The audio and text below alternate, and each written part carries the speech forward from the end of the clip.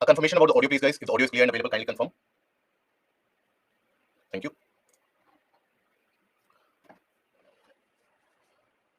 So hello, good afternoon to all of you and welcome to Byju's exam prep. And now we continue with the portion of methods of waste management. How is it that the waste is actually managed? And what are the various techniques which are utilized, which are used and in place in order to manage these wastes which are generated? And here we are generally referring to the various different types of municipal waste which is generated. Okay, and we have seen that in the case of the municipal waste, we have the existence of both biodegradable, that is the organic waste, as well as the non-biodegradable waste, that is the inorganic waste in larger quantities. Now, one of the methodologies of waste management is open dumps. Now, open dumps, as simplistic as it appears, it is carried out by simply dumping the waste in a particular region. So these are uncovered sites. Okay, so you would have also encountered that in various different places, there is simply nothing but the dumping of the waste which is carried out. So that is basically the open dump. Okay. Now, in this, the waste isn't handled and is left out in the open and it isn't even separated. So this talks about commingled waste. Okay. Now, this is one of the worst methods of handling the waste. One of the worst methods of waste management is the case of open dump. But the problem is due to the lack of the various different waste logistics involved. We don't have enough handling capacity. We don't have enough segregation areas. We don't have enough recycling areas. So that is why majority of the waste, even in the urban areas, it is not only restricted to the rural sectors anymore. Even in the urban areas, you will find that there are large open dump sites which exist across the various different vicinities of these urban localities and the urban regions. Then we have the case of landfills. What is a landfill? So here, landfill is basically, if suppose there is a land or a land portion like this. Now in this, there is a ditch which is dug. Okay, a ditch which is dug. And in that ditch, you dump that waste. And then it is covered with a thin layer of soil. That is what we regard as the landfills. That is what is referred to as landfill. Now, ideally, there should only be the organic waste which should be in these landfills, ideally. Okay, so this should include organic waste only. Should include organic wastes only. But then these organic wastes, basically, that is not the norm which is followed. Generally, even in the case of the landfills, you will find that in larger areas, again, because of our incapacity to handle and segregate various different wastes, our incapacity in order to recycle the various different wastes, there also in the landfills, you have various commingled waste which is actually kept in. So this is where you have the commingled waste not find suitable for waste processing. Post-processing and pre-processing rejects from the waste processing sites, that is those which have already been processed, and there are certain rejects, they should be kept there. Non-hazardous waste which cannot be recycled or which have not been recycled or which have not been processed. Now, here, basically, in the case of the landfills, there, when you have a lot of that waste, much amount of that organic waste, any organic waste, any organic material, when there is a larger decomposition or degradation which happens, that ends up releasing significant amount of gases like methane. And that becomes toxicant for the ecosystem and the environment at large. Okay, so as a result of this, you have adverse pedoclimatic conditions. That is, adverse pedoclimatic means the micro conditions of the soil which is prevalent. So adverse soil conditions in the landfill, and that ends up creating the problems of gas emission, shallow soil, the soil doesn't take enough depth, and also there is leaching. Right, contaminants, they end up leaching, and in these areas you will always find that the temperature significantly increases. This contributes to the higher temperature which is observed in majority of the urban areas, what you would also have studied as the creation of an urban heat island. So that also is created because of this. Now this has got many different problems, largely the problem of the toxicants leaking into the various different types of the surrounding soil, and also the chemical waste. Now there is no particular set norm which is followed, because majority of the cities, they are running out of these landfill sites. Because when we talk about the larger cities and larger areas, now they will be generating that waste on a daily basis. Huge amount of waste is generated on a daily basis. Now as a result of that, the larger municipalities and the larger metropolitan cities in our country, they are running out of these landfill sites. And many of them actually ran out of the landfill sites almost a decade back. You cannot end up excavating a habitation or an agricultural farmland in order to dump the waste. That cannot be done. So what is happening is that rather than covering them with the soil, these areas are turning out to be open dumps, get converted due to large waste generation.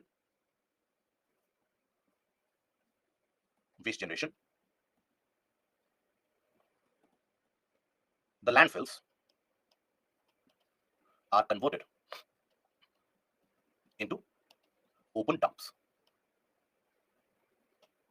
Okay, so this is another such issue which all the metropolitan cities of the country are facing, and that is a pervasive issue, because once you have these landfills which you don't cover it with a top layer of soil, then these become the sources for the spread of diseases as well. In a country and a warmer tropical region such as India, the prevalence and the pervasiveness of diseases such as dengue, chikungunya, malaria, that is quite significant. So if you don't cover it up, that will create its own set of problems. Now, in order to get rid of the issues that are created by the landfills, you have another methodology, that is the creation of sanitary landfills. So as I told you, that majority of these landfills, they get converted into open dumps. Ideally, it would have been a landfill, but then getting converted to open dumps. Okay, so here, as you can see, these become sites for release of these gases, become sites for release of gases, and also become centers for spread of diseases. Pranay, these convert into humus. These can be used as manure. Ideally, that is the purpose. That in the landfill, if you fill only the organic waste, that organic waste over a period of time can get converted into manure or can get degraded and decomposed and can add to a kind of an organic manure. But then the problem which arises is that because you have commingled waste, including plastic waste, including all different types of inorganic waste, so that complete degradation process is inhibited. So rather than having a formation of a manure, you have a kind of a slurry of sorts which is prepared, where the land will have the toxicant insured for a longer period of time. So that is why it hardly solves the purpose of creating a kind of a region for. Ideally, what should be done is once the waste is segregated into degradable and biodegradable and non-biodegradable waste, only the biodegradable waste should be given into the landfill, so that over a period of time you have the land getting converted into fertile landscape and the biodiversity can emerge over that again. But that is very far from what is achieved.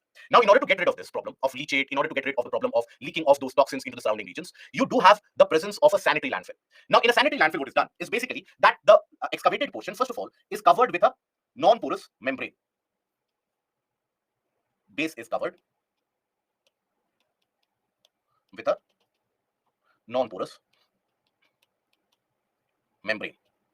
Now, this can be certain types of biodegradable plastics, or generally what is done is that you provide a layering of stones and then a kind of a clay as well, a non-pervious and a non-porous clay, so that all the various different wastes, they keep on getting accumulated on top without the problem of leaching. So this is done to get rid of the problem of leaching.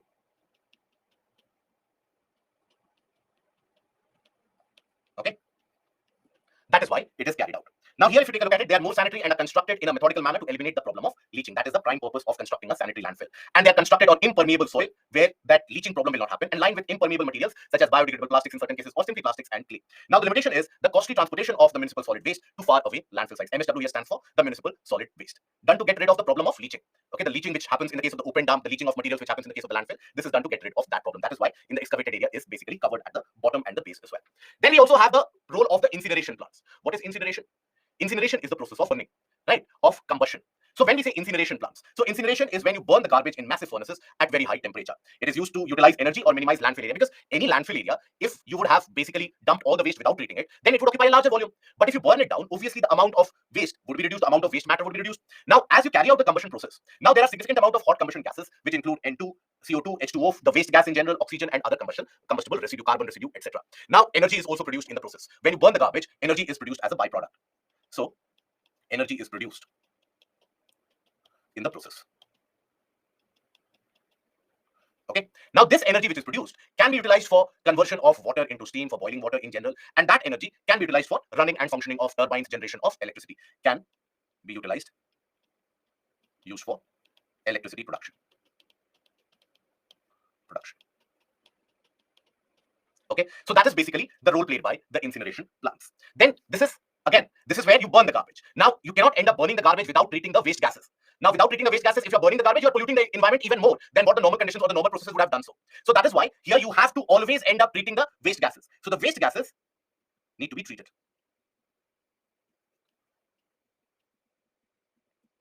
Okay. Now, then you have pyrolysis.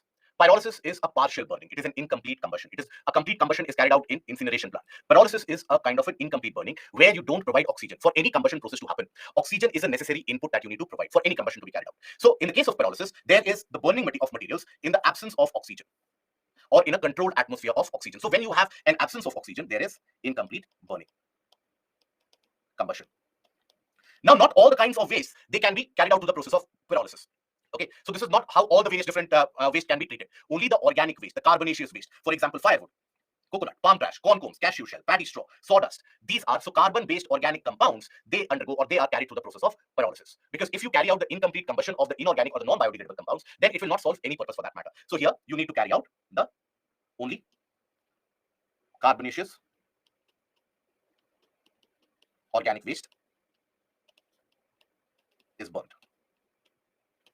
Now, because there is partial burning, the entire carbon won't undergo the complete combustion, or the entire compound will not experience the complete combustion. So as a consequence of that, you have the remnant portion of charcoal which is generated when you do not, or let's say when you take a case of wood.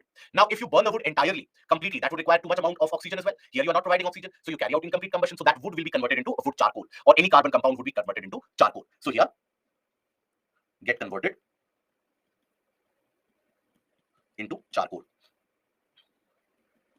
Now, that charcoal basically can be utilized as a source of energy for various industries, for various power plants in certain cases, and they can be used as a source of energy where they can be burnt after that in order to produce energy eventually. So this can be used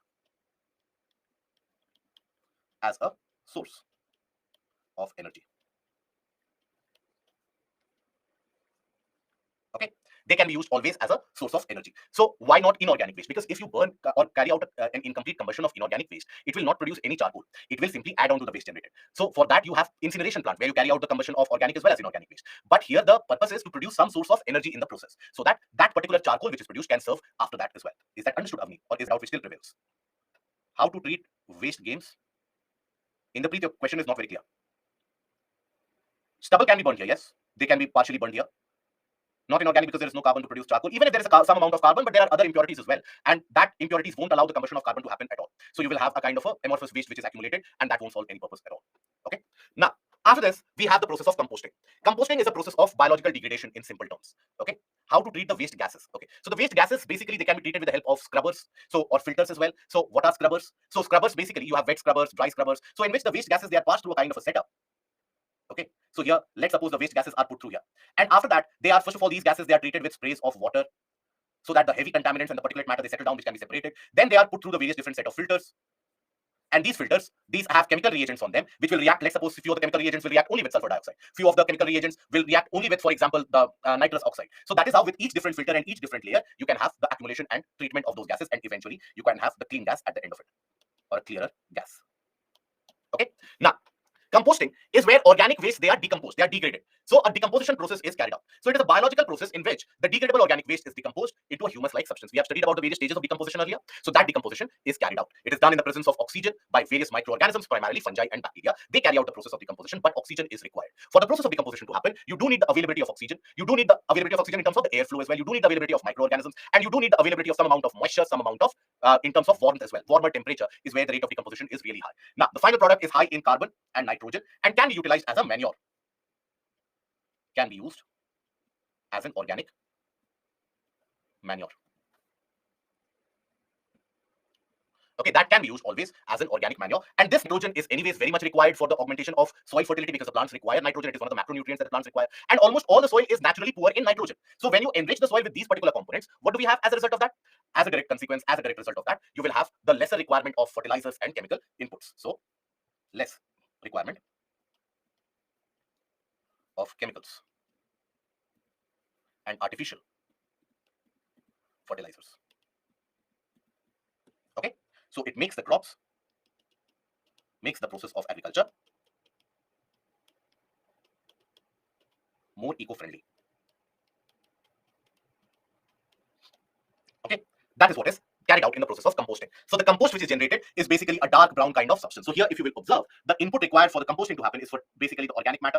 That can include leaves, straw, woody materials, grass, food items for the kitchen waste, manures, all of them. In the presence of moisture, moisture is a must. In the presence of air, because oxygen is required, and the suitable microorganisms which are already present in the soil. So the naturally occurring microorganisms. Okay, naturally occurring microbes. Okay, now heat is produced as a byproduct in the process. Produced as a byproduct in the entirety of the process. Okay, now then you have vermiculture. In the case of vermiculture, here also decomposition and degradation is carried out. But that degradation and decomposition is initiated and is particularly aided by the presence of worms, that is the earthworm. Now, earthworms, they are also referred to as a farmer's friend because they provide the natural aeration into the soil by moving through the various different portions of the soil. They allow for the passage of air to happen. Also, they end up improving the soil texture. They reduce the size of the grains of the soil in general. And also, they carry out fragmentation of the waste at an accelerated pace.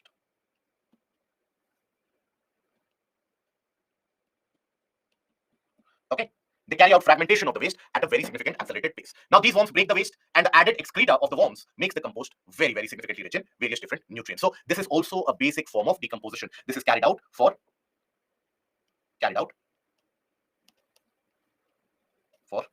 biodegradable waste. Okay, always consider that. Then we have the process of bioremediation. Now what is that? We have already talked about it earlier this morning, that bioremediation is where you end up using certain microorganisms such as plants or microbial or plant enzymes to detoxify contaminants in the soil and other environments. So you accelerate the rate of decomposition, you accelerate the rate of natural decomposition by introduction of the microorganisms which can be naturally found, or the lab created microbes as well. So these microbes can be natural ones found in the surrounding under normal circumstances, or can be artificial, lab grown. Okay, so that is basically a process of bioremediation. So here, what it does is accelerates the rate of decomposition. Now, there can be various different methodologies of bioremediation, but in all of them, the basic purpose is to attain a heightened rate of decomposition. Okay, so in certain areas, let's suppose there is contamination in the soil underneath. Now, there, what can be done is that let's suppose there is a natural presence of microorganisms, but there might not be significant amount of air available. So you pump in air. In certain areas, it might be possible that the groundwater gets contaminated. So there you pump in the various different microbes as well as the various amount of air into the groundwater. Sometimes that moisture is required, so you provide that moisture. So whichever material out of any of these agents which carry out decomposition, any of these materials whichever is lacking, that is provided in order to degrade the waste, in order to decompose the waste, in order to create a kind of a return to the natural system. So you have various different methodologies. For example, you have bio-venting, bio-augmentation, biosparging, etc. Now, in all of them, the process is aimed at only one final outcome, and that is the decomposition of the contaminant or the decomposition of the waste. But overall, bio-venting is a process. Venting is what? When you talk about a vent, what is a vent? Vent is a passage that you provide for the provision and the passage of air, isn't it? That is what you refer to as a vent, where you end up providing a kind of a passage for the passing of air. That is what we refer to as a vent, right? So in this, let's suppose you have a contaminated region. Now, in that contaminated region, you provide the oxygen and the various different nutrients. Nutrients for what? Nutrients for the enriched growth of microbes. So these nutrients which you are providing, so these nutrient injection that you see, nutrient injection is to accelerate the growth of certain kinds of microbes. Okay, now they will work upon the contamination. Generally, it is carried out whenever you have a municipal solid waste which is accumulated in a region or which has polluted the soil underneath. Generally, it is carried out for those particular purposes. Now, here there is a problem, however. The problem is that in the long run, let's suppose all that contamination has been degraded. But then the microbes, they do not know whether the contamination is done or not. You have not programmed these microbes that stop once the contamination is taken care of. So sometimes what happens as the microbial population exponentially rises up, even after taking care of the contaminant, they will continue to work upon any kind of organic matter which is present in the soil. And they will carry out the complete decomposition till the phase of mineralization. And when mineralization is carried out, will the soil have organic compound or not at the end of mineralization? Does the soil have organic component or not? Do we remember that? Good. So at the end of mineralization, you don't have any organic component which is left over. So that is a major drawback of this, or one of the major problems that one has to take care of. So in this case, the problem is, or the issue is, even after the waste is catered to,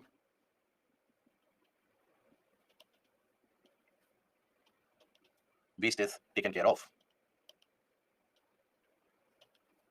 the microbes carry out decomposition of organic materials of the soil. So oftentimes you need to stop that. You need to be able to prevent that, and that becomes an issue. Largely done for the municipal solid waste. Largely done for municipal solid waste. Okay. Then you have bio-augmentation. What is this bio-augmentation? What is the process of bio-augmentation? In this, you provide the specific kind of microbes, not the naturally found one in the region. You introduce a specific kind of microbe, you introduce the specific kind of nutrient which is required for the growth of the microbes, so that the type of distinct waste such as oil spill, etc., or the heavy contaminant which has happened, that can be taken care of. So in this, specific kind of microbes and their nutrients are introduced. Okay, specific kind of microbes and their overall nutrients, they are basically introduced. And that is when they are introduced, then certain heavy contaminants and heavy toxins, they are catered to. That is the difference between bio-venting and bio-augmentation. Here you have the naturally found microbes which work. Here you introduce the specific kind of microbes. So here naturally occurring, okay, naturally occurring microbes are worked upon. Then you have the process of biosparging as well. What do we understand by biosparging? So in the case of the biosparging, it involves, here also you provide a vent, but here air is provided with a very high pressure. And that injection of air is done in the region of the groundwater. Okay. That injection of air is done in the region of groundwater, underground water. Now that air continues along with moisture, it takes in certain amount of moisture, then from the lower portion, it goes into the contaminated area. And then there is a significant amount of degradation which is carried out. So here, the injection of high pressured air at a significant high pressure is injected right up to the level of groundwater. So what it does is, it increases the groundwater oxygen concentration and enhances the rate of biological degradation of the contaminants by the naturally occurring bacteria. So here also you don't introduce any kind of additional different types of specific lab-grown microbes. The naturally occurring microbes that are there, they will carry out the process. But the difference from the earlier bio-venting is, here you pump that air into the level of the groundwater. This increases the availability of oxygen and moisture into the region of contamination. So increases the availability of air and moisture in the region of groundwater. Okay, that is what is referred to as biosparging. Then land farming. Now, what is land farming? This is an ex situ method of handling the waste. Contaminated, let's suppose there has been a contamination which has happened in the midst of the urban landscape, where there has been a lot of contaminant in between the urban areas. Now, what you do is you basically end up providing significant, or you transport that particular contaminated layer of the soil, you spread it over a separate region, and then you farm it out in the sense that you provide the presence of water, and because you have spread it over, there is natural exchange of oxygen, and you provide those nutrients in order to carry out the degradation in a separate specific area. So this is an ex situ method of handling of waste. Ex situ method of waste handling. Okay, that is the land farming that we talk about, where the contaminated soil is transported to a different region and then treated. Okay, so this is when you have significant contamination happening in the urban landscape, in the populated areas. So carried out as a method when contamination happens in populated areas. Okay, Chinu, what is ex situ and in situ? So when you talk about in situ refers to in the place itself where there is contamination which has happened. That is in situ, where you treat that waste in that place itself. So in situ refers to where you don't have to transport anything. Even in conservation measures, we'll see that there are two basic forms or two basic principles involved in conservation. One is ex situ conservation, one is in situ conservation. So in situ is where you don't have to transport anything. Wherever it is natural to be found, there only you carry out the conservation or any particular activity that you carry out, you carry it out in that naturally occurring place itself. Ex situ is when you basically transport the material to some other place for treatment, for conservation, anything. So where you have to transport it to a region where it is not naturally to be found. Okay, I hope that is understood. Right? Then we have the composting bioremediation. Now, in the case of the composting bioremediation, this is a simple process of decomposition which is carried out, and this brings together contaminated soil with non-hazardous organic materials, and there is a natural decomposition. Natural decomposition of organic material to produce soil or manure, organic substances. Okay, so these are your various different methodologies by which the waste handling is done by the process of bioremediation. Okay, so we have seen integrated waste management. We have taken a look at the various different types of waste management, that is the open dump, landfill, sanitary landfill, and we have also taken a look at bioremediation. Then we come across to the various different government initiatives in order to handle the waste and in order to tackle the waste, that all the types of waste we have talked about. So what are the various governmental initiatives for the process? So the government has basically come up traditionally with various different rules and measures. So for example, you have the solid waste management rules 2016, which was considered landmark in the sense landmark because you have creation of certain provisions in the solid waste management rule which talked about augmentation of the facilities and infrastructure of the urban bodies as well. Then plastic waste management rules 2016 amended in 2018 and then further amended in 2022, which we'll take a deeper look into. Biomedical waste rules of 2016, e-waste management rules which have again been amended in later part of 2022, hazardous and other waste rules, and then you have the battery waste management rule. So this also has been amended. Hazardous and other waste has also been amended in 2019. So not all of this is relevant for your examination. Ideally, for your examination purposes, you should be aware of solid waste, plastic waste, and e-waste. These are few of the ones important for your mains exam. Okay, important for mains. The ones that I have marked, those are important for your mains. And other than that, here, amendments, any amendments, future amendments, that is to be understood, noted for prelims. Okay, any future amendments which are carried out or which are to be carried out, kindly take a note of that as well. So before coming into the intricacies of the plastic waste, the e-waste management rule, etc., here we introduce ourselves to the concept of EPR, what is also referred to as extended producer responsibility. So what do we understand by EPR or extended producer responsibility? That is basically when you hold the producer responsible for the waste generated by the consumer. So how does it fit into the process of waste management? So let's suppose any individual, let's suppose take yourself as an example or myself as an example. Let's suppose we are very environmentally conscious. We are very conscious of the fact that there is no significant amount of waste which should be generated, no significant amount of waste which should be accumulated. Now, if I go out to the market to buy a bottle of water, chances are I'll buy a plastic bottle. Now, after using that plastic bottle, the plastic bottle in there also, it is always suggested that crush the bottle and then throw it off, dispose it off. So there, I'm generating plastic waste, but not because I want to generate plastic waste, because I was thirsty, because I wanted to fulfill some basic requirements and I had no other option but to generate that waste. So who's responsible for this? It is the bottle manufacturer. They could have manufactured it in a biodegradable packaging material or an environmentally friendly packaging material, isn't it? So whenever you talk about a producer, it need not necessarily be producer itself. It can be what is referred to as PIBO. That is producer, importer, or brand owner. Any of these, they will be included within this. producer, importer, or brand owner. So let's suppose you have either the producer or the importer, any of them. Let's consider the PIBO setup itself. Now this PIBO basically sells it to the wholesalers. Then they will give it to the retailers. Then they will give it to the consumer. And it is the consumer who will generate that waste, isn't it? So in a way, that producer is responsible for the treatment of the waste. For waste treatment.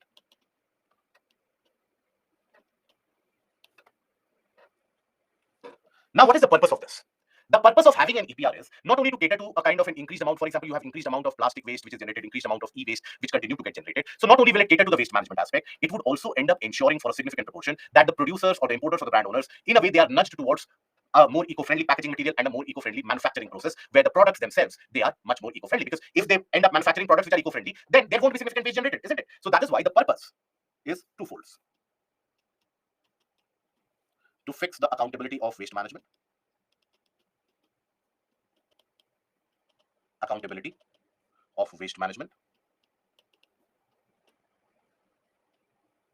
and secondly, to nudge the producers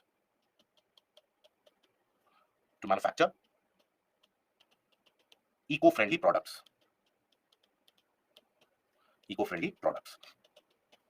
Okay, so that is basically the entire concept of EPR which is involved. Now, this is generally used even for biomedical waste. Sometimes this is used for the plastic waste. This is also used for e-waste which is generated. For all of them, EPR, they come into the picture. So first of all, we take a look at the various changes which have been the latest amendments which have been brought in. For example, the Plastic Waste Management Rules 2022 and also the e-waste management rules 2022. Both of them have been amended. Let us try to understand that. So here, the ministry introduced the amendment and the changes into the plastic waste rules of 2022. Now here, they included and they further strengthened the EPR for plastic packaging. Because in general, you would also have experienced that when you go to the market to buy any product, the amount of packaging done is so extensive and so significant that it takes you a good amount of time to get rid of the plastic and before unboxing or uncovering the main product itself. Now, who is to account for that particular plastic waste? Many of the times you would have seen that if you order something from any of the e-commerce websites, be it Flipkart or Amazon, you would have observed that the material that you have ordered might be this big, this small, but the package in which it comes might be this big, where you have multiple different rolls of plastic packaging which is done, and then you have that material which is placed. So that is why this plastic packaging for that EPR has been brought in. Now, here, the earlier rules have been amended, and this has been amended for the purpose of elimination of single-use plastic and promote alternatives. So recycling is also promoted in this as per these rules. Video and audio are not available. Kindly refresh it. Okay. For all of us, video and audio are available, or is there any issue in that? No issue. So kindly refresh it, Sundaresh. So here, when we talk about the purpose here, so EPR in plastic packaging. For any amendment, any bill which is introduced, and I'm sure you would be also following the, if you have time, currently the Lok Sabha session and the Parliament session, in fact, the Lok Sabha and Rajya Sabha sessions, they are going on. So ideally, if you want to get your concepts of polity and your concepts of the functioning of the governance system, if you want to get that clearer, there is no better source of information and no other source of book as compared to the Lok Sabha and the Rajya Sabha TV. If ever you get a chance, and I don't know how many of you, I know for a fact that you have a habit of watching those, so that is something which will help you significantly to clear your concepts. So for any amendment bill which is introduced, if you would have observed, first of all, the purpose is mentioned. That for what purpose are we introducing that particular bill? Only after that purpose is mentioned, then you have the bill which is carried out. So what is the purpose for this? EPR in plastic packaging, then categorization of plastic packaging to encourage reuse and recycle.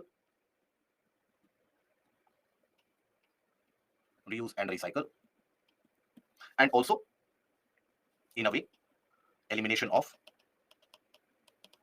single-use plastics.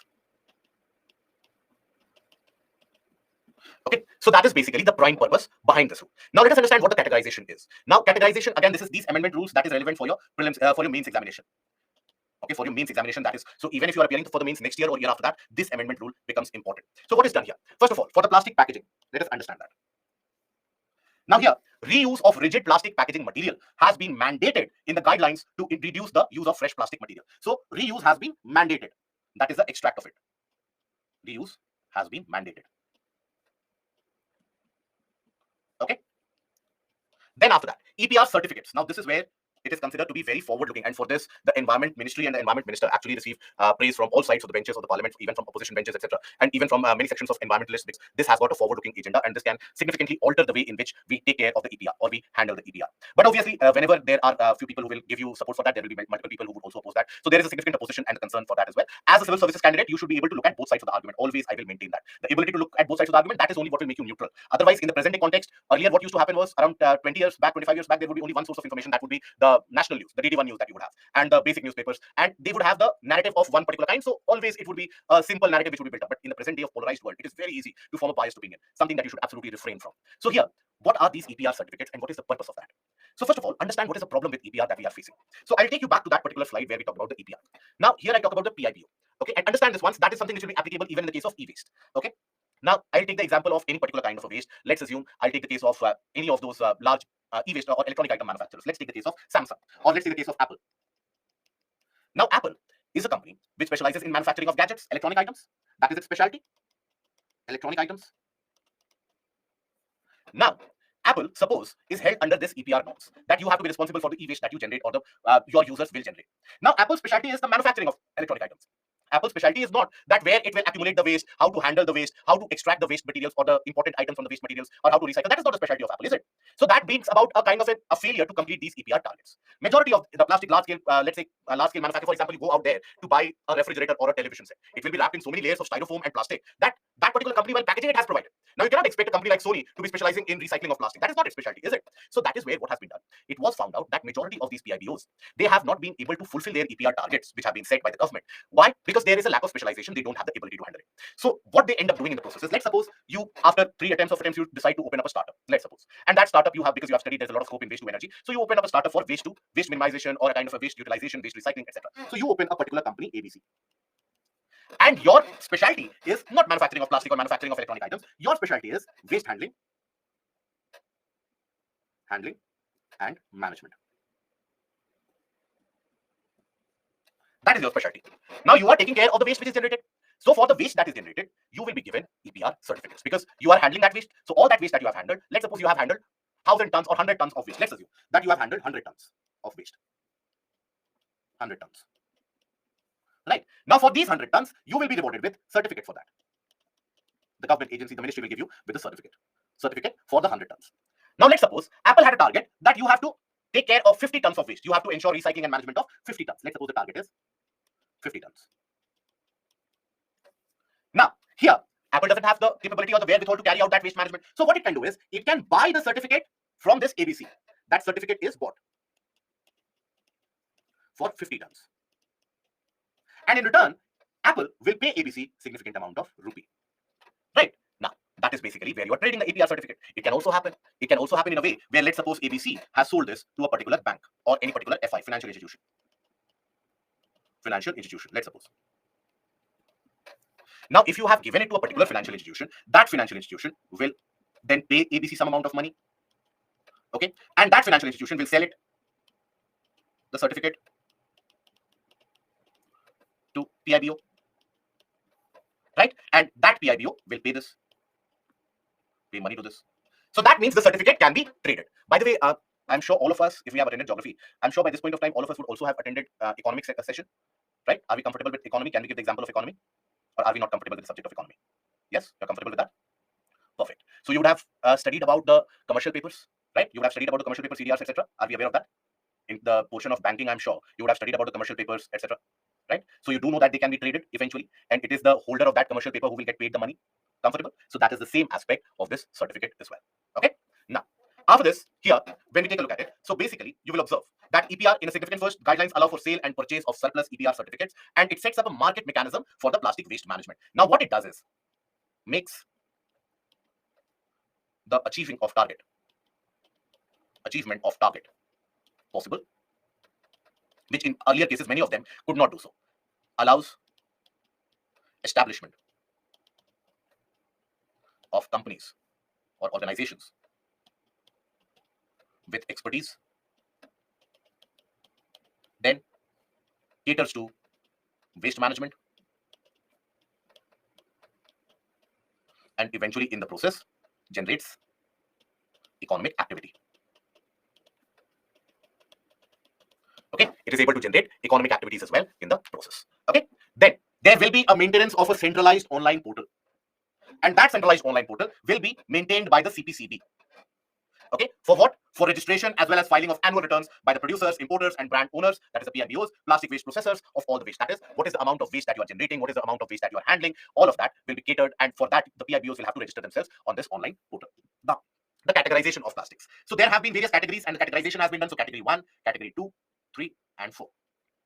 So what are these categories? So in category 1, rigid plastic packaging, which are harder, right? Which do not end up bending very easily, which are used to package, let's suppose you have the presence of very thick styrofoams or thermocols in general, that can be used. Category 2, that flexible plastic packaging of single layer or multi-layer, where you have more than one layer with different layers of plastic involved, plastic sheets and covers made of plastic sheet, carry bags, plastic sachet or pouches. For the packaging, in many of the materials that you order or that you buy, you have the supply of those materials in the case of plastic pouches, isn't it? They will be included in category 2. Then category 3, multi-layered plastic packaging, and then there at least you have one layer of plastic, maybe one layer of styrofoam, one other layer of plastic and so on to provide a kind of a cushioning effect. So you have the plastic materials which are able to do so, that will be in this. Plastic sheet or like used for packaging as well as carry bags made up of compostable plastics fall under this category. So here this includes mostly all the single use plastics that you will see, they will be included here. Okay, right? I hope that is understood. Now, then comes the e-waste management rules 2016. Now these e-waste management rules 2016 were brought in to cater to the increased amount of e-waste which is being generated. Sridevi, that bubble-like coverage that you have, the bubble wrap that you see. So that bubble wrap will come under category 3, okay? Or even in category 2, depending upon what kind. So all the bubble wraps, they're not of the same type. So many of the bubble wraps that the pop-up wraps that you have where you actually pop up the various bubbles, I hope that is what you're talking about. So there, it can be included in category 2 as well. And few of them, in very few of them, they can be included in category 3, but mostly the category 2, okay? So this is where you have the bubble wraps. Now, then, e-waste management rules 2016. Now it includes the CFLs or the compact fluorescent lamps as well as other lamps with mercury or the other various equipment. So all the various electronic and electrical items, they basically are included in the e-waste management rule. Now the rules for the first time bring producers under the ambit of the EPR. So rules of 2016. Now producers have been made accountable for the e-waste collection and e-waste exchange as well. And here, even the solar cells, the PV cells, the photovoltaic cells, the solar panels, because when you have an increased stress on solar energy and production and generation of solar energy, obviously there will be generation of a lot of that solar waste as well. So that has also been included in the e-waste. Now, additional stakeholders here include manufacturers, dealers, refurbishers, and so on. Here, basically, you will observe that groups such as hotels, residential colonies, bulk producers of consumer goods, ports, railway stations, airports, and pilgrimage spots, these generate e-waste in large bulk. These generate e-waste in bulk. Because any of them that you talk about, railway stations, airports, etc., whenever you go there, there is some of the other electronic item which is being replaced perpetually. When you talk about the hotels, some of the other electronic item is consistently being replaced. And in your house, it might happen that your fan also might not work, right? Somehow you are surviving without fan as well. But the moment you step into a hotel, you would want even the smallest of the bulb to operate. Even if you are not using the bulb, you will end up calling the hotel desk 10 times that why is that bulb not operating or change value. So that is basically these areas where they generate bulk quantities of e-waste. So this is to ensure that the solid waste generated in these facilities are also treated and recycled. Now, here, basically, what are the salient features of the new rules, the amendment which has been brought about in 2022? So what are the salient features of them? So here again, there will be a portal. Just like in the case of the plastic, once you had a centralized online portal, here also, you will have a kind of a portal. So all the manufacturer, producer, refurbisher, and recycler are required to register themselves on the portal. If you want to carry out any kind of business, you do need to register yourself on the portal. So any kind of functionality won't be carried out, won't be observed without that registration on the portal. And that will be utilized for tracking purposes. That what is the amount of waste that is generated, if you are able to fulfill your targets, designated targets or not, and that is open to inspection by the CPCB as well. Now, authorization has been replaced by registration, and only manufacturer, producer, refurbisher, and recycler, they require registration. Now, various electronic and electrical equipments, EEE stands for that, electronic and electrical equipments. So producers have been given annual e-waste recycling targets. They have been allocated annual e-waste recycling targets based upon the previously amount of sold electronic and electrical equipments or sales of electronic electrical equipment as they are expected to generate or what is the present circumstances. Now, the targets are made stable for 2 years, right? So the target, for example, let's suppose you are generating 100 units of e-waste, 100 units of electronic item. So, for example, in the year 23-24, you will have a target of taking care of 60% of that waste which is generated. Okay? You'll be responsible for 60%. Then that will be made stable for 2 years, from 2023 to 2025. Then that target will be accelerated to 70% for the year 2025 to 2027. So there's a progressive improvement of the target. 80% for the year up till 27 to 29. And that is how you have the progressive improvement of the target. Okay. So here, progressive increment in the target to handle waste. Okay, and why is it that it has been made stable for 2 years? To ensure greater compliance. Okay, stable target for 2 years.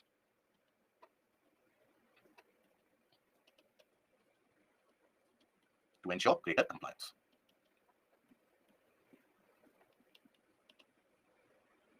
Yes, these are very, very important for your mains examination. Very relevant for your mains examination. Okay, then the quantity recycled will be computed on the basis of end product so that there is no kind of a cross claim which is made that I have also claimed that I have taken care of this waste, I have also taken care of this waste. So in order to avoid that, quantity recycled on the basis of the end product. Provision for generation and transaction of EPR certificates. So here also EPR certificate, the norm has been provided. Now verification and audit will be carried out. And also there will be a steering committee which will be formed to oversee and implement these rules. So overall, this has been brought about to strengthen the EPR regime to ensure greater handling of the e-waste, more responsible handling of the e-waste. And here the provision has also been provided for reduction of hazardous substances in the manufacturing, such as lead, mercury, etc. So their usage to be reduced in the manufacturing of electronic and electrical equipment. So their usage has to be reduced. Okay, so every producer has to ensure that eventually their products do not contain lead, mercury, or any other hazardous substances beyond the maximum prescribed concentration. Okay. Now, another thing that has been done earlier, remember when we were talking about the e-waste, we were talking about the fact that how many of the workers, they work in abject conditions, in very bad conditions, and these workers, they do require significant amount of, let's say, upskilling, etc. So they also provide for recognition and registration, skill development, monitoring, and ensuring safety and health of workers involved in dismantling this. So this is to improve the working environment, to improve the working and upskilling of the workers. Okay, I hope this is understood. Any doubt which prevails? Is it required these data we need to learn? Yes, data, the target setting data. Yes, you need to learn that target setting data. Okay. Now, then we come to the solid waste management rules of 2016. What are these solid waste management rules, and why do I say that this was a kind of a landmark in terms of how do we handle the solid waste? Because for the first time, it catered to certain areas that nobody was comfortable to talk about, but everybody knew that this problem does exist. Okay, so that now has that been implemented completely? Obviously no. Again, public participation and the role of the larger general public is very significant. So here, what is it? Segregation of waste at source has to be done. Segregation at source. That is, you basically distinguish or separate the waste into biodegradable, non-biodegradable waste. Now, I'll answer this honestly. In your region, in your locality, how many of you have observed this to be a norm? This is still very rare. Only in larger cities of the country, only in the larger societies of the country, or the larger societies of these cities, would you observe that segregation of source at source to be happening, where waste to be separated into biodegradable, non-biodegradable,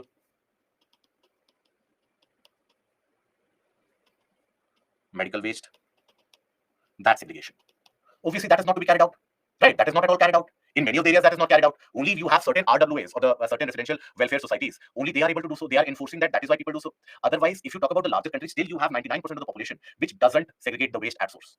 Okay, who basically they have a habit of wrapping it in a piece of plastic and then throwing it away. Now that piece of plastic can consist of medical waste also, biodegradable waste also, non-biodegradable waste also, because the expectation is somebody out there will do it. Okay, so can I collect and write all acts, agreements, protocol, etc. in various pages? That is what is required to be done, my dear friend. If you are following that technique, that is something which is very much required to be done. That will always allow for faster revision process. Then collection and disposal of sanitary waste. So collection and disposal of sanitary waste has to be done. It cannot be commingled and thrown at the same time. Collect back scheme for the packaging waste as a part of EPR. Now, another one, which met with a lot of public anger, a lot of protests at various different levels, and a lot of various brickbats to be thrown on the side of the government as well. User fees for collection. And there was a formalization which was provided in this bill. That waste collection is a service that they are providing to you. The government is providing you a service. They are collecting your waste. And for that, they need to be paid.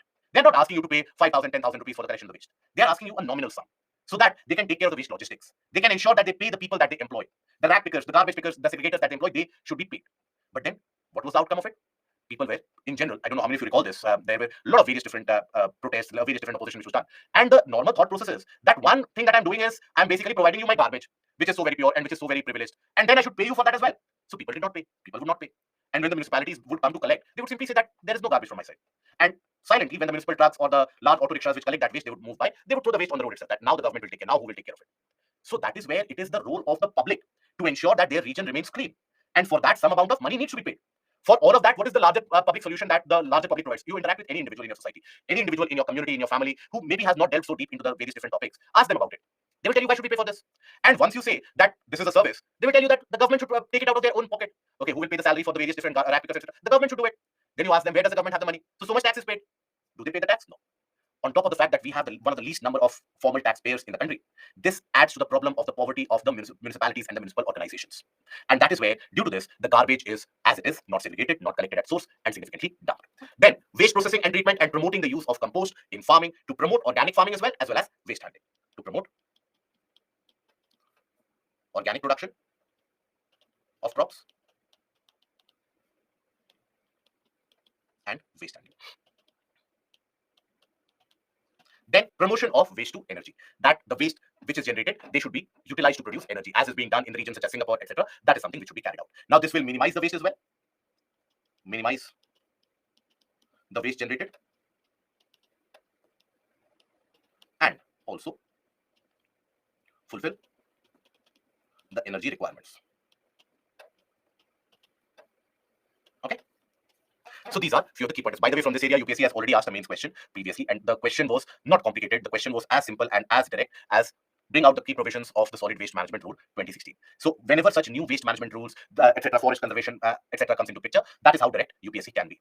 In protocols and conventions, need to note all points or some important points only. The crux of it. The crux of it needs to be maintained, and also any new developments which have happened in the place. So UPSC is going to ask you about a particular convention or a particular protocol once it has been in discussion.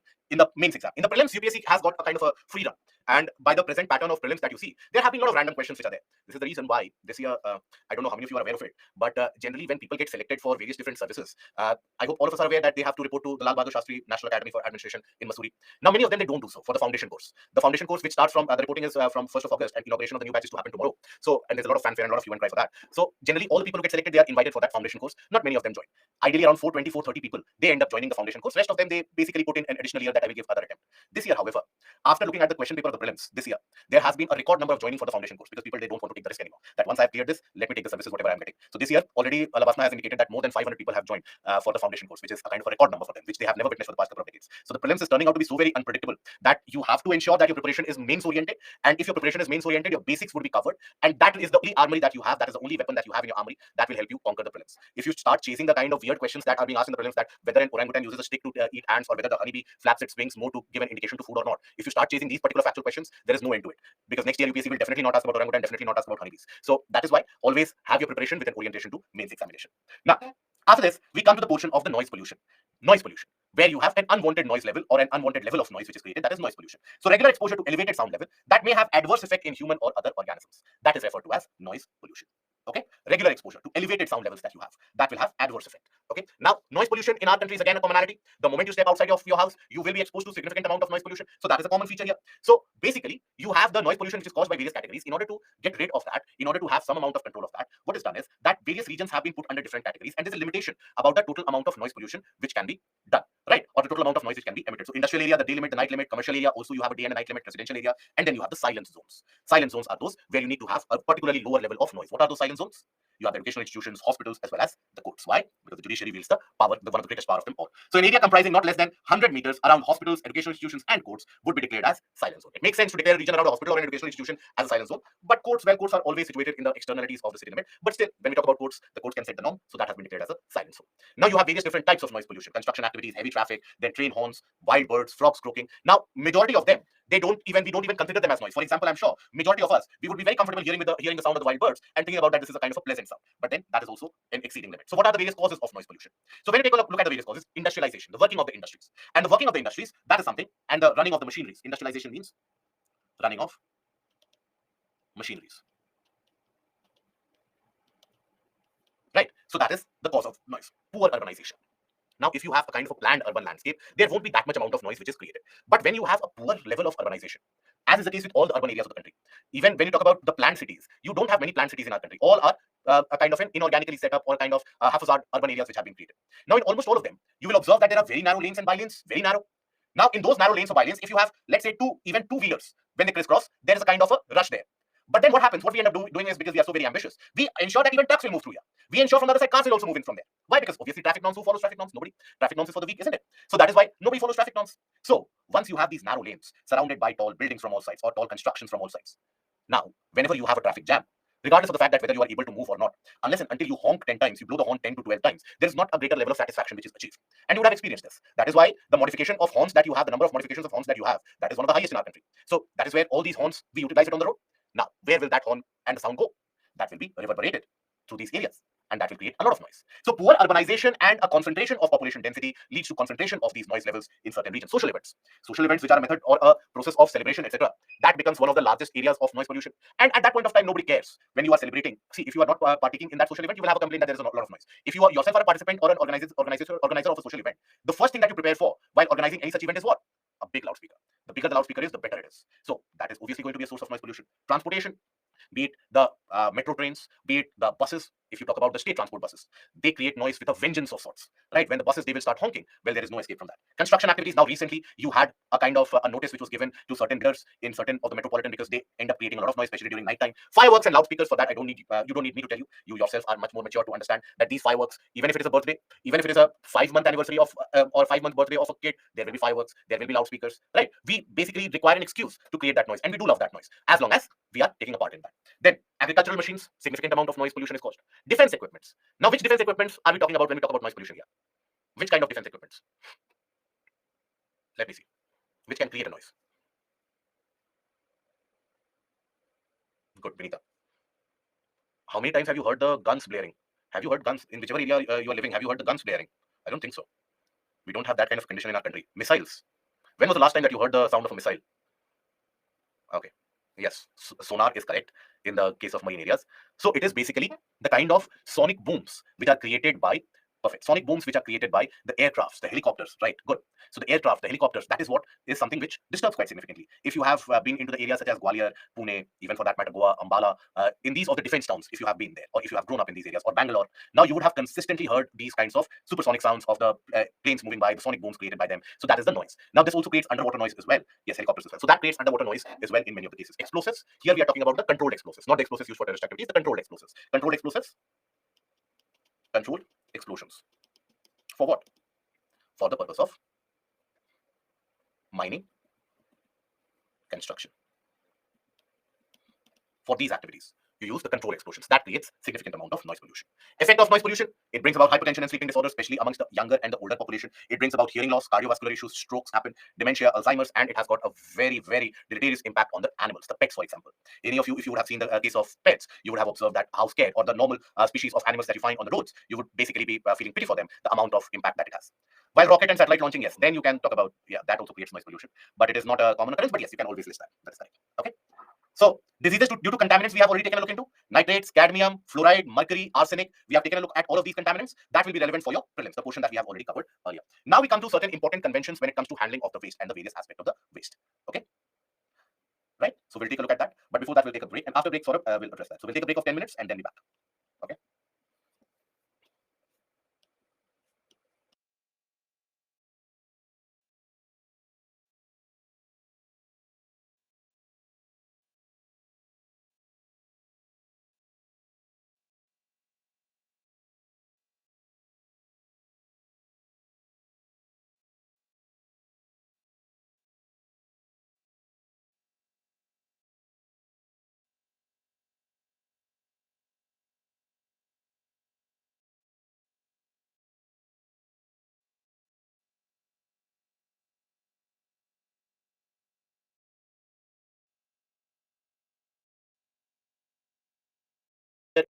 Impacts the pressure. Breaking of sound barrier. If you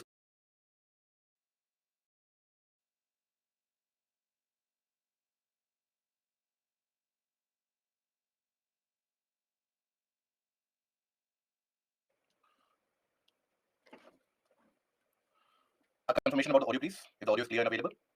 Thank you.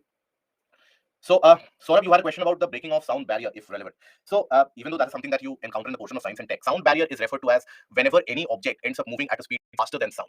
That is what we refer to as the breaking of sound barrier. And when any particular object, or let's say an aircraft, or any object for that matter, when it moves faster than sound, it impacts the pressure of air. So that pressure wave which is created, that suddenly creates a kind of an explosive sound, and that is what we refer to as the sonic boom. So sonic booms are created whenever you have when we talk about sonic booms, that is created when there is generation of pressure waves upon exceeding the speed of sound. Okay, that is what is regarded as the sonic boom. Now, after this, I hope, Saurabh, that is clear. I hope after this we move to the portion of the important conventions. So these are the important international conventions when it comes to the handling of the various different types of waste and their management. This is something relevant for your prelims primarily. Okay, and here generally you get a match the following, or you can expect a match the following or a multiple statement like question. Match the following type of question.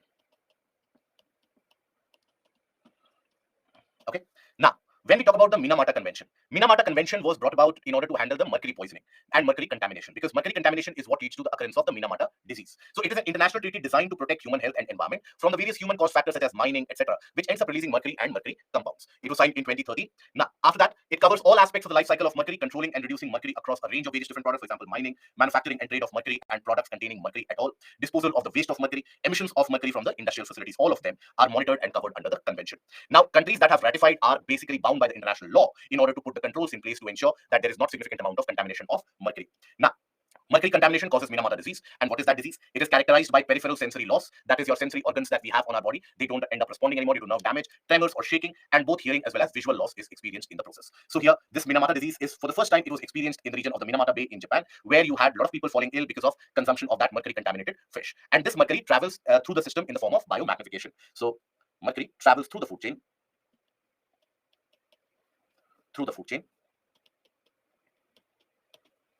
by bio accumulation. Okay. Now, after this, we have the Basel Convention. These are not the Basel norms that you have studied for banking in your portion of economics. So this is for the transboundary movement of the hazardous waste. Okay, transboundary movement for the hazardous waste and their disposal. So for this, what this convention has brought into place is that if you want to, let's say, transfer some amount of hazardous waste or any waste in general which can consist of hazardous substances. So if you're transporting it from country A to a country B, let's suppose, if you're transporting the waste or any kind of materials there, then you require a prior consent approval, right? So from B, you need a prior consent, and then B needs to approve it, and only after that the transboundary movement will happen. Now, what used to be a norm is that many of the developed nations would simply ship up their waste into these developing regions, into the underdeveloped nations and the LDCs, and they would pay them some amount of money. But the long-term environmental damage that these countries, the developing and the underdeveloped nations, would face would be simply monumental. As late as last year, it was when Sri Lanka basically declined a shipment of waste from UK. That is where it caused a lot of furor amongst the European community, that how is it that a developing nation can say no to the waste that we generate. So in the name of the waste that they would sell to these particular countries, they would end up transporting a lot of those chemical toxicants and a lot of those hazardous waste, so that they would keep their own backyard clean, whereas the developing or the underdeveloped nations of the world, they would be suffering from this waste pollution. So it would protect human health and environment against the adverse impact. Now, the main focus of the convention is to prevent the movement of hazardous waste from the developed nations to the developing or underdeveloped nations of the world. Okay, and thereby reduce the transfer of hazardous waste across the countries of the globe. And as I told you, the various underdeveloped or developing nations, they would be buying those, or they would be given some amount of money for those wastes which would be shipped by the developed nations. Now, this has aimed to reduce the movement of waste which are toxic, flammable, explosive, and corrosive in nature. However, one thing that is relevant here, that is something that you need to cover for your prelims, is that radioactive wastes are not covered or controlled by the Basel Convention. Radioactive waste is not covered or controlled by the processes of the Basel Convention. Now, it also assists the least developed nations or the less developed countries in the environmentally sound management of these waste, how to handle these waste, what is the proper technology in order to carry out bioremediation, for example. So that assistance, technical assistance, would be provided by the convention. Okay, so technical assistance would be provided to handle and treat the waste. The years are important for prelims? No. You don't need to learn the years when they have been incorporated or when they have been ratified. So that is something which you can easily ignore. Now, this also would ensure, the other purpose of it is to ensure the management of other countries by minimizing the amount of waste generated. Okay, so reduce the aspect of reduce, reuse, recycle. So here, reduction of the waste generated. So in all these conventions, I'm writing the compilation or the gist of it on the side. So please use this for your revision purposes. Reduction of waste generated. And we are talking about hazardous waste. Now, the chief decision-making body, as is the case with any convention, is the Conference of Parties. Okay, that is the chief decision-making body. Here, it meets twice a year. In the case of the Basel Convention, this particular portion is important for your prelims again. Okay, then after that, here are various different lists of waste under the Basel Convention. That includes the battery waste, the chemical waste, the toxicants included, the stubborn organic pollutant waste. Here, utilized oils, that is the engine oil which is used, etc. Then PCB compounds, mercury waste, ship intended for dismantling. Now, a large amount of ships would be sent to these countries, and India amongst one of them. So earlier, what used to happen is that after a ship runs its course and runs its lifetime, then it is dismantled and the various different products are recycled and then reused and refurbished. Now, earlier, you had countries such as India who would basically specialize in that ship dismantling. Before India, it was China. But as China grew in terms of economic prowess and prosperity, now that shifted, and that ship-breaking mechanism and the entire ecosystem shifted to India. Now, even as India started rising up in terms of economic ladder, now it has shifted to Bangladesh. But still, in India, you have the region, for example, the Alang shipyard in Gujarat, which has one of the large ship-breaking facilities, which is one of the large ship-breaking facilities. Now, there you have the dismantling process which is carried out. But here, a lot of waste such as asbestos, which is generated, can end up causing cancer amongst the workers in general. Silicosis is very common, and you have these are what are referred to as the occupation-based hazards. That because you are working in such an industry, you will basically be suffering from some disease or the other in the long run. Now, then we come to the Stockholm Convention. What is Stockholm Convention? Stockholm Convention primarily deals with the persistent organic pollutants, POPs. Okay, persistent organic pollutants. That means which stay in the food chain and the food system for a very long period of time. Okay, so they have a greater amount of resilience and persistence in the region of the environment, ecology, as well as in the portion of the food chain. So they keep on accumulating in the body by the process of bioaccumulation. Obviously, they keep on accumulating in the body, causes a kind of a debilitating impact on the young ones as well as the adult population. Now, the Stockholm Convention divides the POPs into three annexes. The first two annexes list the POPs which needs to be eliminated, and the Annex 3 consists of the list of POPs produced and released unintentionally. Now, what are these POPs? Now, they stay for a longer period of time in the ecosystem, and they are highly toxic to humans and wildlife. They can last for many years in the environment before degrading into less dangerous forms. They end up accumulating in the food chain. Now, they are transported over large distances through air and water and can be found worldwide. Now, here, the chief characteristic of the POPs basically is that you have these certain chemical compounds. They come into the categories of POPs. You have chemical compounds such as dioxins.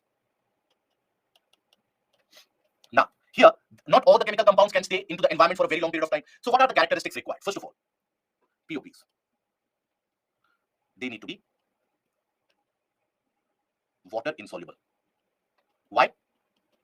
Because if they are soluble in water, then they would be excreted or they would be discharged by the species immediately in the excreta, because the bodily fluids will dissolve it and they would discharge it. So only if they are water insoluble will they be able to stay in the system for a very long period of time. They are fat soluble.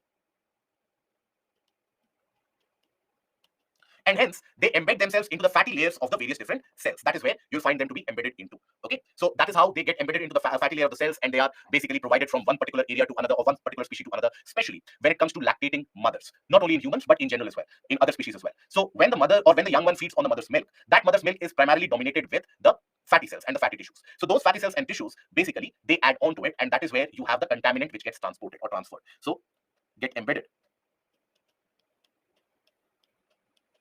within the fatty layers,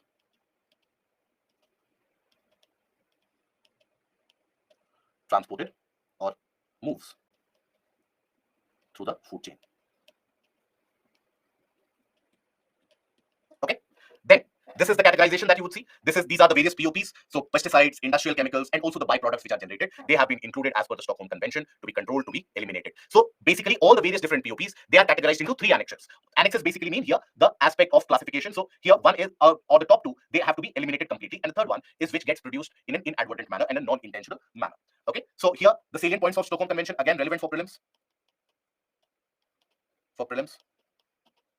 So in this, the Global Environment Facility is the designated interim financial mechanism for the Stockholm Convention to happen. So this provides the facility of financing. This is important. Then UNIDO takes the responsibility for developing nations and the transitioning economies to help them implement the Stockholm Convention for banning these POPs and developing an alternative. Gulam, annexes, is that understood now, or is it still not understood? The classification into annexes. Please let me know what is not understood. So see, there are multiple different types of POPs, multiple different types of insecticides, multiple different types of herbicides, weedicides, fungicides, etc. Now, many of them do consist of POPs. So accordingly, depending upon the type of POPs, they are classified into different groups. And that grouping is carried out purely in order to control those chemicals. Because once you list all of them out, you can categorize them based upon their chemical composition and chemical compounds. So you need to ban them, you need to stop the circulation of them. So that is why, in order to have or implement a better regulation of those particular materials, all those chemicals which have been listed in Annex 1 or Annex 2, they are the ones which need to be completely phased out. Annex 3 are those chemical compounds, and these chemical compositions, let's say you manufacture a newer chemical for a pharmaceutical industry. Now there also, let's suppose there's a new chemical composition, so that chemical composition needs to be understood, and even if there is a discharge of POP there, that will be put under Annex 3. So like that, the classification is done for the better implementation of the phasing out. Is that understood now? Okay. So now we come to the Rotterdam Convention. Rotterdam is very similar to that of the Basel Convention, and here prior informed consent procedure is also followed for certain hazardous chemicals and pesticides in the natural trade. It is administered by FAO and UNEP. Important for prelims.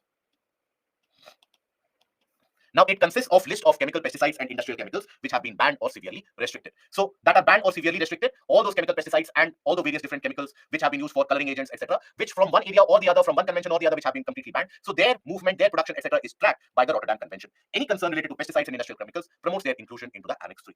Okay, so here prior informed consent is required. A decision guidance document contains the information for all those chemicals for the various countries to take a look into, so as to understand if they are importing a particular chemical, whether that consists of those banned elements or not, whether it is fit to be used or not. So that detail is provided there. Now, with respect to the chemicals included, the member countries can either allow its import, disallow its import, or allow its import with certain conditions. The country that imports the chemicals has to formulate decisions that are trade neutral in the sense that if, let's suppose, there is a chemical, let's suppose ABC.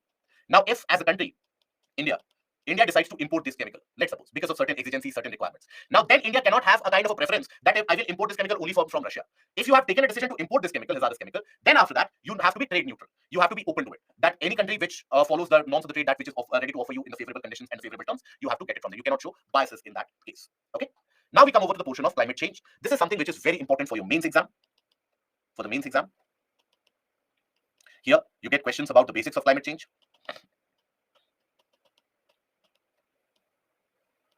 Okay, impacts of climate change,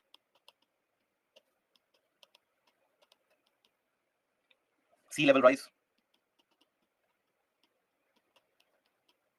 Okay, these are few of the areas where you can always expect a mains question or even an interview question to be asked from. So here we study about climate change, but first of all, is climate change a new phenomenon? Is it something which has been happening on the planet for the first time? The answer is, what do you think? Is it happening for the first time? No. Right? So the planet goes through multiple different phases of heating and cooling, and it is a kind of a continuous process. It is not something which is an aberration, right? So the planet enters into that phase of cooling and heating continuously, due to which we are witness to various different ice age phenomena as well. Now, then why is it that so much amount of hue and cry and so much amount of global concern is created due to climate change? That is because the rate at which the climate is changing. So not a new phenomena at all, but the rate at which the climate is changing, of climate change, is bringing irreversible changes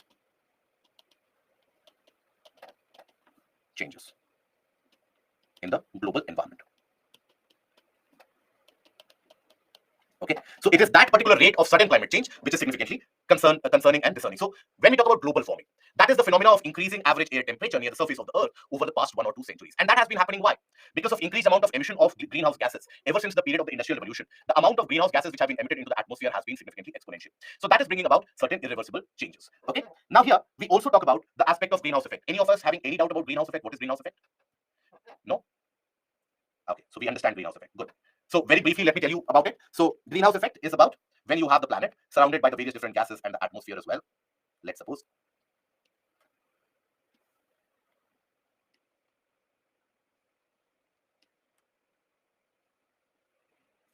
this represents the atmosphere.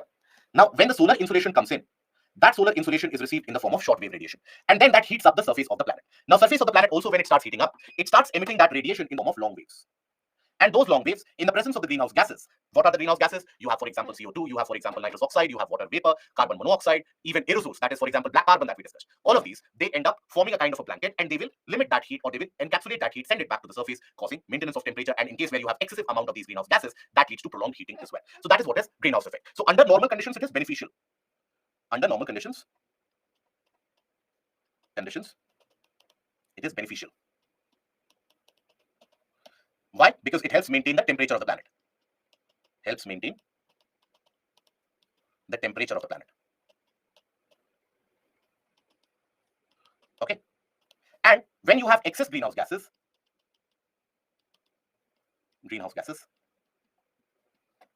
what will it lead to? Increased retention of heat, and that can cause global warming. Now, anyways, the planet as of now is in a warming phase. Ever since the last ice age, the planet has entered into a kind of a warming phase where the temperature is slowly and steadily and continuously rising up. But then there are various different events and incidents which can either accelerate the rate of heating or can decelerate the rate of heating. For example, let's suppose if in the air we have a kind of, let's suppose, significant amount of cloud cover, white cloud, right? Clouds generally are white from top. So the solar rays will be reflected by that white cloud.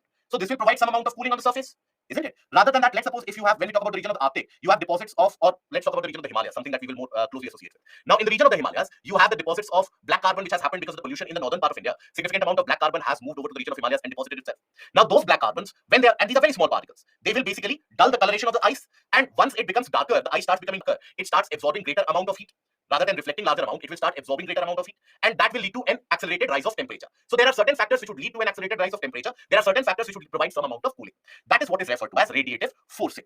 Radiative forcing are those various factors which can either increase or reduce the rate of heating and cooling. So here, when we take a look at the aspect of, so this is basically your greenhouse effect. So greenhouse and the definition of it. So Earth's energy budget is further complicated by the greenhouse effect, and the greenhouse gases, mainly carbon dioxide, methane, nitrous oxide, absorb some of the infrared radiation produced by the Earth's surface. Now here, as we were talking about the aspect of radiative forcing, so certain factors such as, let's say, deposition of black carbon, etc., they can either accelerate the rate of heating or they can decelerate the rate of heating and provide cooling. So that is what is classified into positive forcing or negative forcing. You have positive forcing. What are those positive forcings? So those factors which accelerate the rate of heating. Then you also have negative forcing.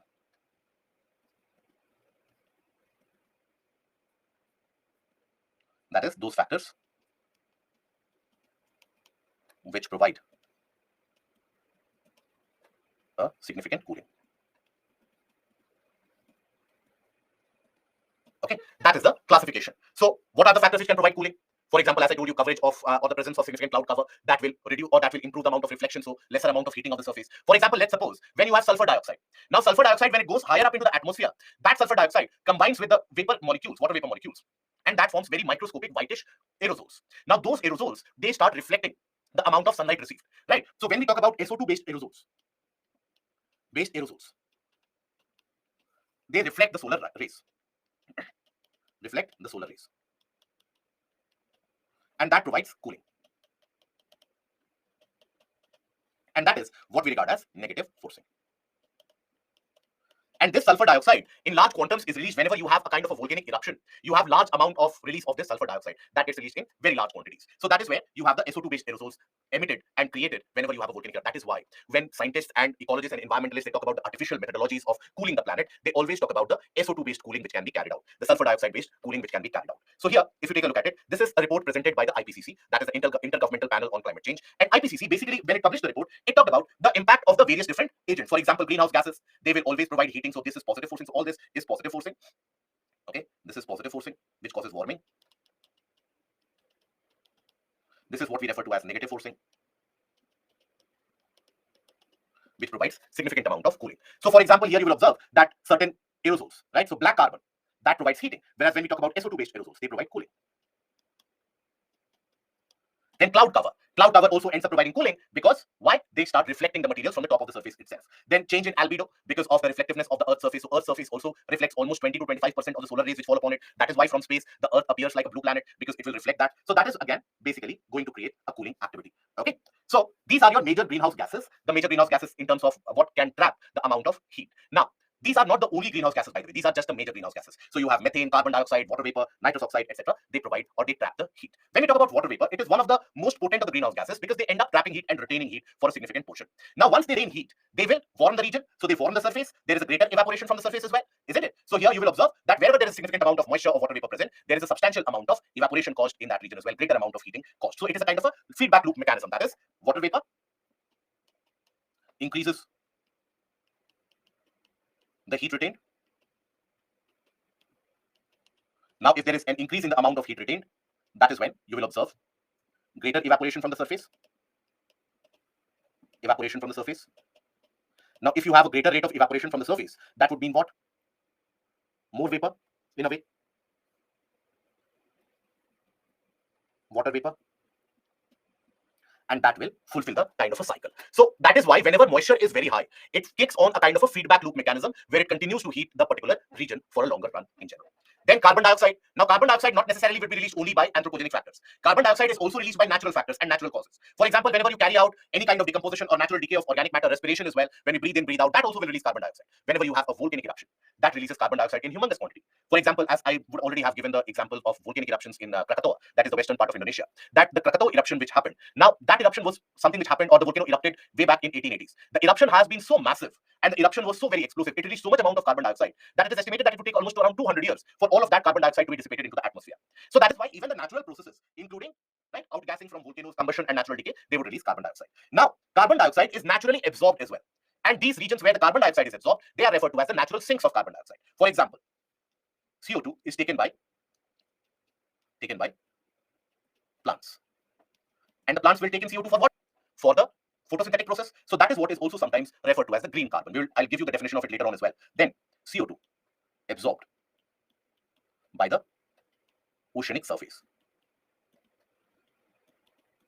Okay. Now, from the air-water interchange and interface, there is a significant amount of absorption of CO2 which happens naturally. Almost 25% of the global CO2 is absorbed directly by the ocean interface. And that, in a way, provides the carbon dioxide into the ocean. That is used by the chemotrophs in many of the cases. That is also used by the phytoplanktons. And once that CO2 proportion starts going higher up, that is when we encounter the problem of ocean acidification, which we will study as well. But then, this CO2 which is absorbed by the oceans directly, this is also what is classified as the blue carbon. So these are what are referred to as the sinks. Okay, sinks which remove carbon from the atmosphere. Then you have methane. Now, methane or CH4. It is the second most important greenhouse gas in terms of its potency. Per molecule, ability of methane to trap heat is much larger than CO2. But then, methane does not persist or exist in the atmosphere for a very long period of time. So if you consider one molecule of CO2, let's suppose, and if you consider one molecule of, let's say, methane, this will trap greater amount of heat.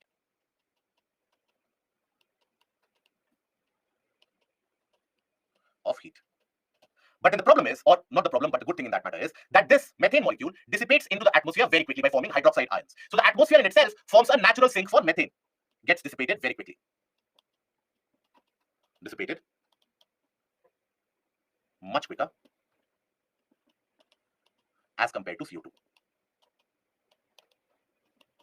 Okay, it will always end up interacting with the various different water vapor molecules which are present and then ends up forming hydroxide ions. So CH4 is more potent than CO2 because of the radiative forcing, that is, it traps greater amount of heat. So it is responsible for around 30% of the rise in global temperature since the Industrial Revolution, and that is quite significant. That is not a small quantity. However, that methane exists in far lower concentration as compared to CO2 in the atmosphere, and here that is why the methane concentration is something which is measured in parts per billion. Whereas CO2 concentrations are measured in parts per million, which tells you the abundance of CO2. Now, CH4 also has shorter residence time in the atmosphere. This fact, which I have repeated multiple times, is important for your prelims.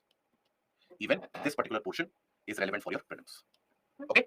Now, the methane is emitted from both natural sources as well as anthropogenic sources. What can be the natural sources? So again, decomposition, whenever it is carried out, methane is released. Whenever you observe any kind of degradation, biodecomposition, etc., methane will be produced. Agricultural activities, methane will be produced. Then, for example, in the region of the wetlands, if the water evaporates, all that methane is evaporated or the methane is supplied. So that is where the various different wetlands, methane oxidizing bacteria, volcanoes, they will continue to provide the atmosphere with methane.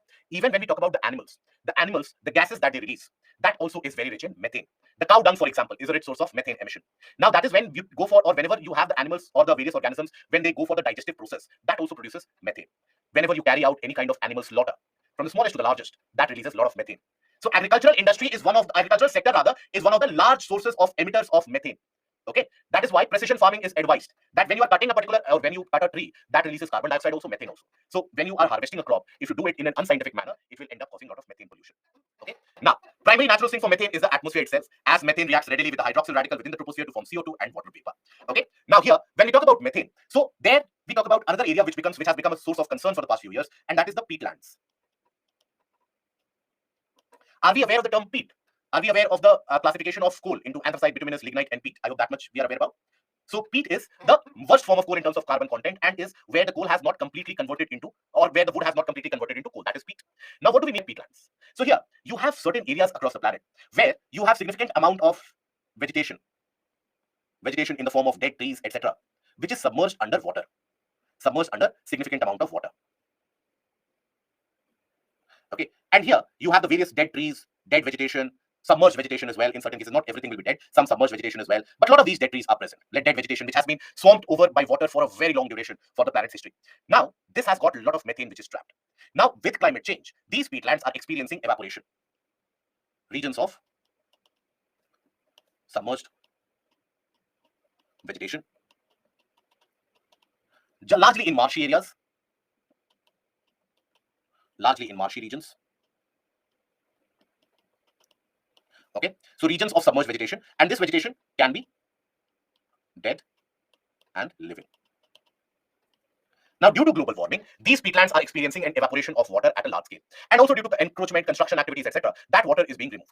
So if you remove that water, there is a significant amount of methane which is trapped in that water. So once these peatlands would be lost, all that methane which is trapped would be supplied to the atmosphere again, and that would increase the rate of heating, because methane is a potent greenhouse gas, so it would always increase the rate of heating. That is why there was a global convention to conserve these peatlands, and that convention for conservation of peatlands, conservation and protection of peatlands, that is what we refer to as, what was arrived at as Brazzaville Convention. Where is Brazzaville situated? All the geniuses who are sitting there, where is Brazzaville situated? In which part of the world? Tell me the continent at least before you start typing on Google. Okay, fair enough. So take your own time. No, it is in Africa. Yes, correct in the breath. Okay, tell me the country where it is situated. Find out the country. At least do this on your own. So that is the Brazzaville Convention. Now, even when we carry out, let's say, traditional farming of rice, for example, when you cultivate rice, now the traditional method of cultivation of rice is done how? No, it is not in South America. Yes, it is in Congo. Very good. So Brazzaville is situated in Congo. Good. Sridevi and Indrapreet. So even when you carry out the traditional cultivation of, let's say, rice, how do you do it? One of the traditional methods of rice farming is by inundation of the field, flooding of the farmlands. So when you flood the farmlands, now there also the saplings are planted at that point of time. So that also produces methane. So any organic processes overall, they would produce methane. Now once that water is lost or evaporated from those farmlands, that would also end up releasing significant amount of methane into the atmosphere. Okay. Now, these are the global sources of methane. Just to give you an idea. So here you would observe that these are your natural sources. Hash areas are your natural sources. These are your natural sources for the release of methane. Okay. So here, for example, wetlands, the change in water level, whenever it happens, it releases a lot of methane. Other than that, significant proportion is released by the burning of the fossil fuels, rice cultivation, enteric formation and production of manure. Enteric fermentation is basically the digestive process that you observe in the milch cattle, the cattle generally, right? So they will also produce a lot of methane. Then waste which we generate, that also ends up generating a lot of methane. Overall, this is something that you need to know, not the exact quantums of them, but the sources of this methane you need to know for your prelims examination. Sources are important for prelims. Okay. Now, we have a global methane tracker, which is established by the International Energy Agency. And that global methane tracker found that the global energy industry was responsible for 135 million tons of methane released into the atmosphere in 2022, which is only slightly below the pre-pandemic levels. And the energy sector accounts for 40% of the total methane emissions, second only to agriculture. So agriculture is one of the chief sectors for methane emission, be it in the region or be it by animal husbandry, be it by growing crops, anywhere. Agriculture is one of the chief areas for methane production. Okay. Now, this is again important for your prelims. Search in Google. It's okay as long as you are aware of where that region lies and the purpose is all that. That is okay. Okay. So there are a few of the other components, few of the other gases which contribute to global warming or greenhouse gases. That is the surface ozone, nitrous oxide. You have the halons and the fluorinated gases, and also aerosols. What are aerosols? So aerosols, they are very small microscopic sized particles which are largely liquid or in a liquid proportion. That is something which is so light that it is able to suspend itself into the atmosphere. Black carbon is the only aerosol or one of the only few aerosols which can exist in a solid state. Okay, so when we talk about aerosols, they are extremely small solid or liquid particle droplets suspended into the atmosphere, and it can be placed in the atmosphere primarily by large dust storms, volcanic eruptions, or the soot. Soot is basically what is black carbon is also referred to as soot. So when you have fire, whenever you burn something, that black carbon is emitted. Now, liquid aerosols in the atmosphere primarily consist of water droplets in which active chemical species may be found. So out of these aerosols, SO2-based aerosols provide cooling, whereas black carbon is one of those aerosols which provides heating. Okay, right? So that is the aspect of aerosols. Then we come to the portion of global dimming, which we'll take a look at it after the, yes, we'll take a break, don't worry. So after the snacks break, so you have a half an hour break in front of you. So we take a half an hour break and we come back at 5:40, and then we'll continue the final session for climate change. Okay.